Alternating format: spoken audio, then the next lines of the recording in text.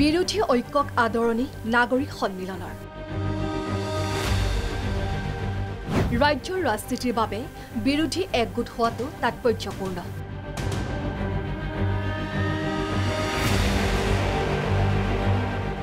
বুধবাৰে কংগ্ৰেছৰ উদ্যোগত অনুষ্ঠিত হৈছিল বিৰোধী ঐক্যৰ বৈঠক। ৰাজ্যৰ কেইবাটাও বিৰোধী দল একগোট হৈ অনুষ্ঠিত কৰা এই বৈঠকৰ প্ৰধান লক্ষ্য ২৬ৰ নিৰ্বাচনত ৰাজ্যত বিজেপিক প্ৰতিহত কৰা। আজি বিৰোধীৰ এই ঐক্যবদ্ধক লৈ সংবাদমেল অনুষ্ঠিত কৰি আদৰণি জনালে অসম নাগৰিক সমাজে। উপস্থিত আছিল বিশিষ্ট বুদ্ধিজীৱী ডক্টৰ হীৰেন গোহাঁই, সাংসদ অজিত কুমাৰ ভূঞা, পৰেশ মালাকাৰৰ লগতে আব্দুল মান্নান। সংবাদমেলত বিৰোধী ঐক্যক আদৰণি জনাই বিজেপিক কঠোৰ সমালোচনা সাংসদ অজিত কুমাৰ ভূঞাৰ অভিযোগ ২০২৬ৰ বাবে বিৰোধী একগোট হোৱাটো তাৎপৰ্যপূৰ্ণ। সমগ্ৰ ভাৰত আজি ঘোৰ সংকটত। অসমৰ অৱস্থা অধিক শোচনীয়।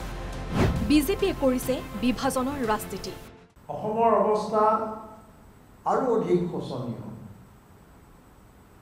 আমাৰ সমাজখন বিভিন্ন ভাষা, ধৰ্ম, জনজাতীয় আৰু নৃগোষ্ঠীয় লোকৰ সমাজ। অসমৰ উন্নয়নৰ সঁচাৰ কাঠি হৈছে আমাৰ সকলোৰে মাজত ঐক্য। কিন্তু ৰাজনৈতিক স্বাৰ্থৰ বাবে শাসকীয় দলটোৱে অসমৰ মানুহ এক হৈ থকাটো নিবিচাৰে। ক্ষমতাৰ বাবে তেওঁলোকে যিকোনো কাম কৰিবলৈ প্ৰস্তুত। আনহাতে দেশৰ শেহতীয়া পৰিস্থিতি আৰু নিৰ্বাচন আয়োগ সন্দৰ্ভত মন্তব্য প্ৰদান কৰে বুদ্ধিজীৱী ডক্টৰ হীৰেন গোহাঁই। নিৰ্বাচন আয়োগৰ কাৰ্যকলাপ ভীষণ সংশয়পূৰ্ণ বুলি উল্লেখ কৰে ডক্টৰ হীৰেন গোহাঁই। বিহাৰৰ নিৰ্বাচনত হোৱা অভিলেখ সংখ্যক ভোটদানে আশাৰ বতৰা অনাৰ বিপৰীতে আজি ফলাফলে ওলোটা দিশ লোৱাটো আচৰিত বুলি মন্তব্য কৰিলে বিশিষ্ট বুদ্ধিজীৱীগৰাকীয়ে। আজি কিছুদিন ধৰি ভাৰতৰ নিৰ্বাচনী আয়োগৰ কাৰ্যকলাপ লৈ চাৰিওফালে ভীষণ সংশয় আৰু অসন্তুষ্টি প্ৰকাশ পাইছে। সকলো মানুহে এই সংশয় প্ৰকাশ কৰিছে তেওঁলোক কোনো দলৰ সদস্য নহয়। এইবাৰ বিহাৰত অভিলেখ মাত্ৰাত ভোটদান কৰা হৈছে। ইমান বেছি ভোটদান কেতিয়াও আগতে আগৰ কেইবাটাও দশক বিহাৰত হোৱা নাছিলে। তাৰ কাৰণ হিচাপে বিশেষজ্ঞসকলে মত প্ৰকাশ কৰিছে যে যেতিয়াই এনে ভোটদানৰ সংখ্যা বেছি হয় তেতিয়া এইটো ইংগিত দিয়ে যে শাসক দলৰ বিৰুদ্ধে জনমত গুচি গৈছে। ইফালে বিৰোধী ঐক্য কেৱল ৰাজনীতিতে সীমাবদ্ধ হৈ থাকিলে নহ'ব বুলি মন্তব্য কৰিলে পৰেশ মালাকাৰে।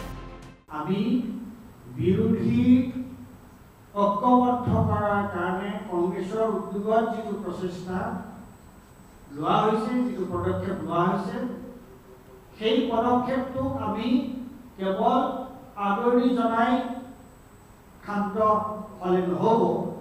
আমি এখোপ আগলৈ গৈ কৈছোঁ আৰু বিশেষকৈ বিহাৰৰ নিৰ্বাচনৰ ফলত সেই কথাটো আমি আৰু জৰুৰীভাৱে বিবেচনা কৰাটো গুৰুত্বপূৰ্ণ বুলি আমাক পঠিয়াই দিছে। আৰু চূড়ান্ত পৰ্যায়ত এই ঐক্য হ'ব লাগিব অসমৰ জনসাধাৰণৰ ঐক্য। এতিয়া লক্ষণীয় হ'ব ২০২৬ৰ নিৰ্বাচনৰ প্ৰাক মুহূৰ্তত বিৰোধী ঐক্য একগোট হৈ কিমান দূৰ সফল হ'ব বিজেপিক প্ৰতিহত কৰাত। তাৰ বাবে অপেক্ষা কৰিব লাগিব ২৬ৰ নিৰ্বাচনলৈ। আনহাতে নাগৰিক সন্মিলনে দীৰ্ঘদিনে অবিৰতভাৱে বিৰোধীক একগোট কৰিব বিচৰা কথাও সোঁৱৰিলে সাংসদ অজিত ভূঞাই।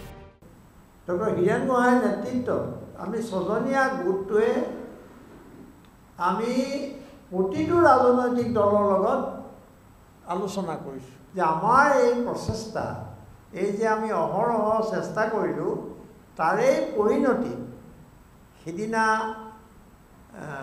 কংগ্ৰেছে যিখন বৈঠক অনুষ্ঠিত কৰিলে, সেই বৈঠকখন তাৰেই এটা ফলশ্ৰুতি হিচাপে আমি চাইছোঁ আৰু সেইকাৰণে আমি আদৰণি জনাইছোঁ। Bureau report, Prag news.